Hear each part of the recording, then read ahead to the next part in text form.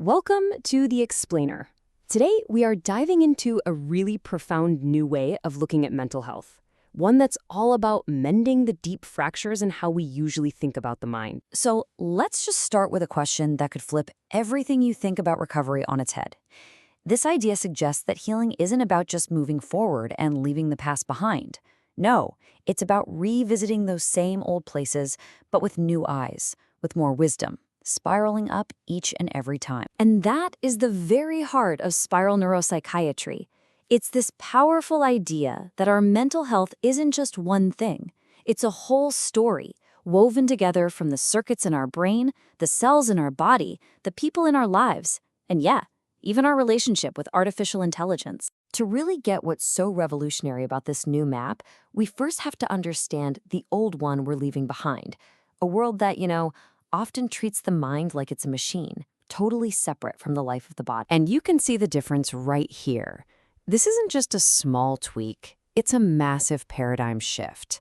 Now, the traditional models, they were really good at focusing on the little pieces, the symptoms, the chemicals. That's a very left brain way of seeing things. But spiral neuropsychiatry says, wait a minute, we need to put the pieces back together.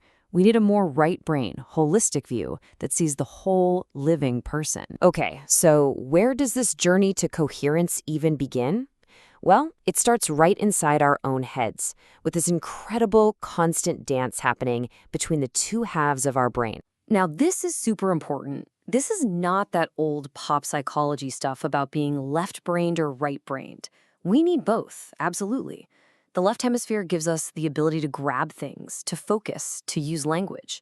The right hemisphere gives us the big picture. It understands context, empathy, the feeling of being alive. Real health is when these two are working together in harmony. And wow, this quote from the scholar Ian McGilchrist just nails it. He argues that our whole modern world has gotten out of balance.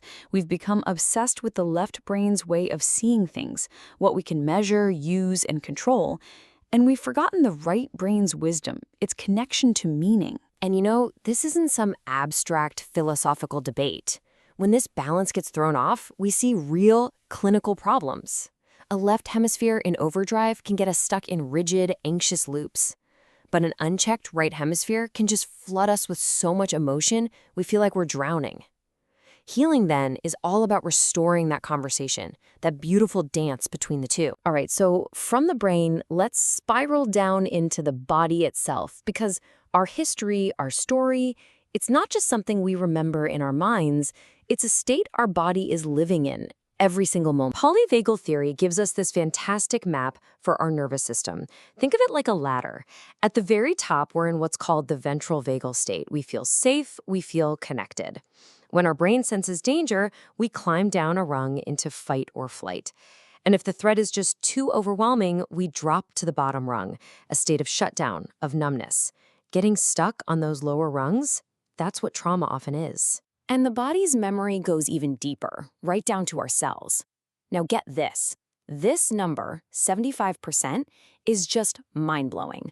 That's roughly how many patients with major depression have high levels of inflammation. This isn't a coincidence. It's a huge clue about the biology of despair. So here's the bottom line, the absolute key takeaway. Psychological pain is not just in your head. It is a full-body experience. Trauma, chronic stress, they can literally reset your nervous system to be on high alert all the time and light this little fire of inflammation that just simmers in your body, causing everything from fatigue to brain fog to depression itself. Okay, so if our minds can get out of balance and our bodies are literally inflamed with stress, what do we do? Where is the way out? The spiral model says the answer isn't just in us. It's between us. It's in our connections. It all comes down to this incredible biological process called co-regulation. We are wired, hardwired, to find safety with each other. It's why a parent's calm voice can soothe a baby. A calm nervous system literally acts like a tuning fork for one that's buzzing with anxiety. It sends a message without any words that says, "You're safe." And science gives us these really cool windows into how this works. Take group drumming, of all things. A major study found that doing this together didn't just make people feel better, it actually measurably lowered their levels of the stress hormone cortisol. Rhythm and relationship, it turns out, are medicine for our biology. So you see what's happening here? Healing isn't about fighting a battle alone. It's about gathering your allies, the resonance you feel with a safe person, the meaning you get when you see your own struggle as part of a bigger, timeless story. And yeah, the deep, grounding calm you can get just by connecting with the natural world. And this is where our spiral takes its most fascinating, and maybe its most challenging turn yet, into the world of AI. How do these ancient principles of healing guide us as we start to create totally new kinds of minds? So here's this future-forward concept, a neuroecological support system. I know, it's a mouthful, but just think of it like an AI that acts as an extension of your own awareness. It could see data from your smartwatch, notice your heart rate is climbing, and gently nudge you, maybe suggest a walk or play some calming music. It would extend care beyond the therapist's office. But this leads to a huge fundamental question, right? We just talked about co-regulation being this felt sense in the body. It's something we feel from another nervous system. So can an AI that has no body, no nervous system, can it ever truly learn to do that? Or would it just be a really, really good fake? A perfect simulation of a truth it can never actually feel. And that problem gets even deeper when you remember the body keeps the score. Or in this case, the system keeps the score.